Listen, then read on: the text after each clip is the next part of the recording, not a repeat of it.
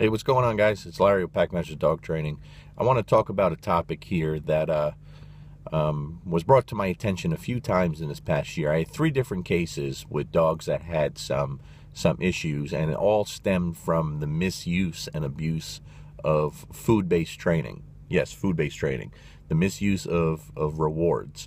Now, I teach everything with food. Okay, I use a lot of positive reinforcement in teaching. Okay, let me say it again. I teach everything with food. I teach with toys. I use a lot of positive reinforcement in training. But the first time I was presented with this issue, it was completely new to me. I don't think I had ever seen it. Or maybe, you know what, I probably had seen it, but I never really diagnosed it or had a chance to work with it. So let's jump right into the first time that I witnessed these issues taking place with the dog. All right, so I'm working with a large group of people. Most of the people were there to learn how to use the e-collar properly. Most were professional dog trainers. There was one gentleman there. He was a professional dog trainer. I noticed while he was on the sidelines with his dog, there was a lot of really bad behavior on the dog's part, a lot of pushy, rude behavior, the way he treated his owner. And during that period, I watched a lot of rewards coming the dog's way, even though the dog was really just out of control. So the first thing you think, wow, this guy is constantly rewarding bad behavior, but it wasn't that simple. All right. So when it was time for me to work with that dog, they wanted to start conditioning the dog to the e-collar. So I put the e-collar on the dog. I go through all the steps I do with every dog, same stuff. I'm going to use a lot of food, okay? We're rewarding a lot. I'm starting from step 1, conditioning the e-collar with this dog. And the dog was doing very, very well. Very well. Looked good, upbeat. You know, I'm using rewards every time that I'm giving a command, every time I'm using the e-collar. So it was a good situation. And then when I stopped to address the crowd, start talking, the dog looked like he was just shutting down. Tail got tucked between his legs. Eyes got real big and wide, got very well-eyed. He was obviously under a ton of stress. Started shaking and looked really bad. And someone asked, why is he doing that? And I was like, I really have no idea. I really couldn't tell you. And, you know, there were theories thrown out there. First thing, of course, was the e-collar. He's scared of the e-collar. I said, no, I'm going to show you why that's not it. I started working him. As soon as I started working him and using the e-collar, he perked up. Tail came out. He was happy. We went back to training. He was doing great. All right. When I stop, I start talking. The dog starts shutting down again. So then, you know, we had more theories. Okay, you took him away from his owner. You know, he's not comfortable being away from him. So we said, no, that's not it. We gave him back to the owner, and I asked him to just stand there with the dog. Same thing. Shut down. Didn't look good. Then I start moving and training, and the dog looks good again. Then it was, well, maybe it's because you're a man. You know, you're a big guy. You're extremely handsome. Well, maybe they didn't say that part, but I know that's what they were thinking. And I said, well, let's see. So I brought him over to another trainer, a woman. Let her hold the dog. Nope, still tail tucked, well-eyed, under a lot of stress. And so I continued to work with the dog a little bit, and I had the owner come out and work with the dog. I said, okay, let me see you work the dog. Let's see what takes place here. And I watched how they interacted. And then it hit me like a ton of bricks. I said, okay, now I want you to continue to work, and we're not going to reward every time. We're going to stop the rewards. I want to see what happens. And so the trainer, he started working his dog, and same work we had been doing, okay, sometimes e-collar, no e-collar, we tried all different things. But once the reward stopped, the dog was under a tremendous amount of stress. I mean, really shut down, looked like an abused dog.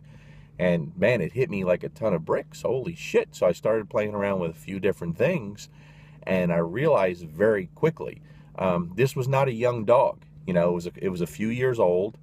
The trainer had been training the dog from day one as a puppy and competed in different agility sports and everything. And but I talked to him about his everyday life with the dog and training, and basically this trainer rewarded and used food nonstop with the dog. Never stopped rewarding for everything, every kind of behavior. So the dog became so accustomed the constantly receiving a food-based reward, that once it stopped, the dog would just shut down. It presented a ton of stress for the dog that the dog did not know how to deal with. And that's a really, really bad thing, okay? And I saw it 2 more times in the past year, but at least this time when I saw it, I knew what it was right away and were able to start working on fixing the problems.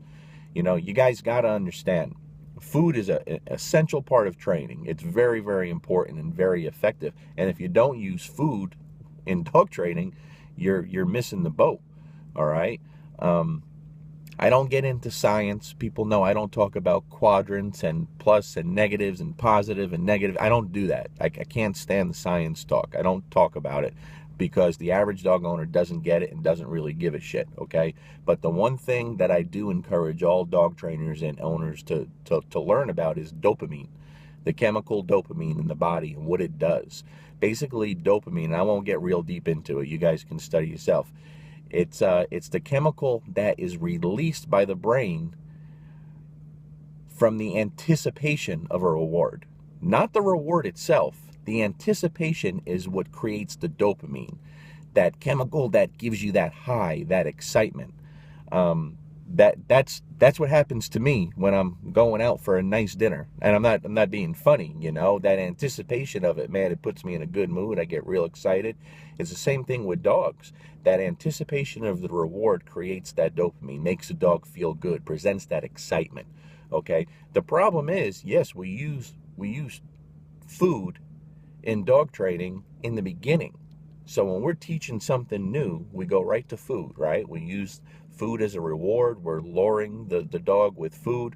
But you guys got to understand, we don't stick with that reward system forever. As a matter of fact, very quickly, we move into that intermittent phase of reward, okay? We've talked about that before, to where now you're not rewarding every time. You're rewarding every other time, and then you're going longer. You know, that anticipation of not knowing when the reward comes is what creates that stress in the dog, but stress in a good way. See, that kind of stress creates more dopamine. It releases more dopamine. That's a good kind of stress. So when you guys see Luca on film with me and you see us training, I'm not using food with him, but it's a toy at this stage because, you know, that's what we moved to after the food phase in training. You see him really jacked up, really excited. You can see him shaking.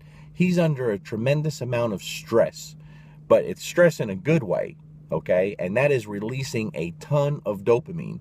And you have to have dopamine in high-level dog training. You just have to. So you have to understand how to create that anticipation of the reward. And so if you're just rewarding nonstop and it never stops, you're doing your dog a lot of harm. For one, you're not dog training. You know, it becomes more of a bribery thing at that thing. And that's another thing, guys. When you use food, there's a big difference between training and having the dog anticipate the reward and showing the dog the food and bribing him to do something. We don't do that. We don't hold the food out in front of the dog like they do at a big box stall and say, oh, foo-foo, please sit. And then the dog sits and you give him the food with your fingers. That's not dog training, okay? So when you're training and you're using food, the dog shouldn't be focused on the food. You want the dog focused on you. You want him looking at you, anticipating that tremendous reward. It's part of the reason also why using a dog's kibble, a lot of people do that in training. That's fine, you can do that, but it's not going to produce the same amount of dopamine as using a high-value treat, whether it's chicken, steak, or just a high-quality dog treat.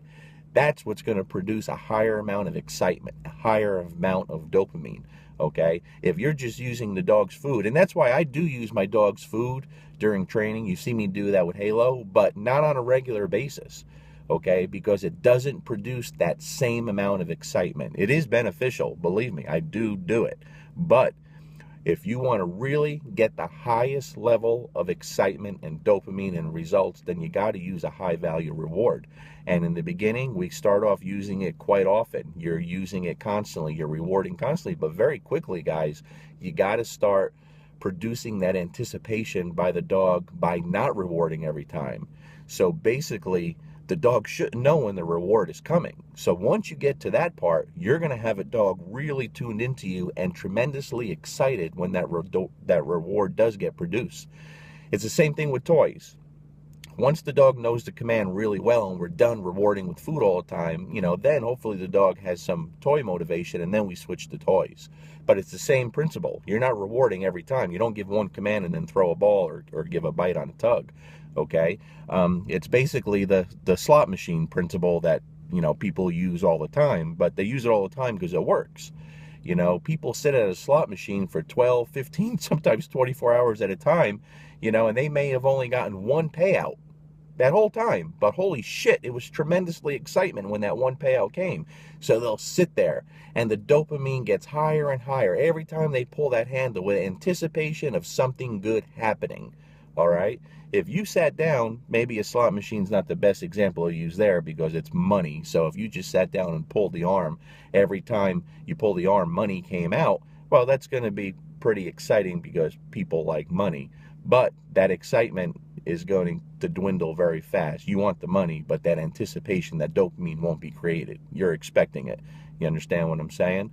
So you got to stop creating these bad habits with the over rewarding. Okay, you got to teach the dog how to anticipate something spectacular happening. It should be a tremendous event when something is presented to the dog, whether it's food or toy. It has to be a big, spectacular event if you want that dog tuned in and focused on you. Okay, but like I said, 3 times this year, same situation with dogs in bad shape.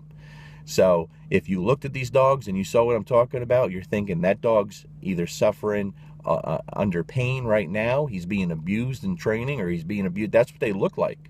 But in reality, it all came from food-based training, just improper food-based training. So learn about dopamine, stop over-rewarding, and get that dog to really be excited about everything you're doing. All right, I hope this helps a little bit. Peace.